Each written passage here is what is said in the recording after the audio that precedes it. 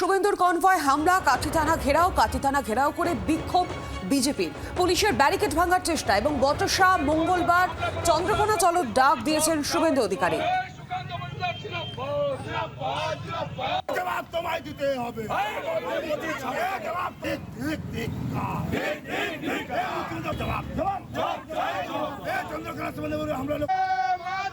শুভেন্দু অধিকারী ছিল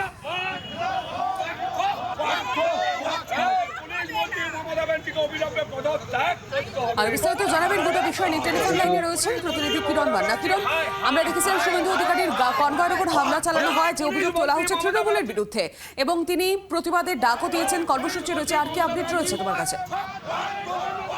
হ্যাঁ দেখো, চন্দ্রকোনাতে শুভেন্দু অধিকারী যে গতকাল রাত্রিতে ধর্নায় বসছিল, তার প্রতিবাদে, তার গাড়িতে হামলার প্রতিবাদে কাঁথিতে তার বাড়ির কাছে যে থানা, কাঁথি থানায় বিজেপির কর্মীরা এবং বিজেপির যারা নেতৃত্ব, তারা বিক্ষোভ কর্মসূচি নেয়, থানার ভেতর ঢুকে ঘেরাও কর্মসূচি নেয়। সেই কর্মসূচি করতে গেলে পুলিশ সেখানে তাদেরকে রুখে দাঁড়ায়, তাদের সঙ্গে বচসা, খানিকটা ঠেলাঠেলি হয়, উত্তেজনা তৈরি হয়।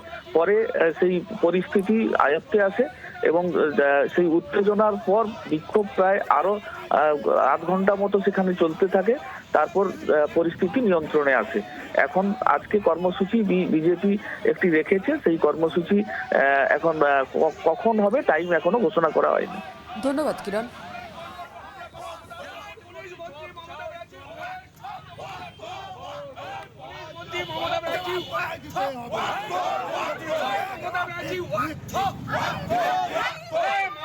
কনভয়ের উপরে মারাত্মকভাবে হামলা করেছে চন্দ্রকোনা রোডের তৃণমূলের হারমাদরা।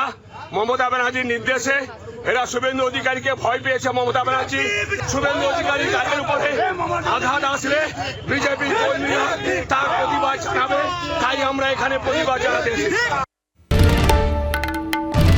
বাংলার আওয়াজ, বাঙালির আবেগ, জি 24 ঘন্টা।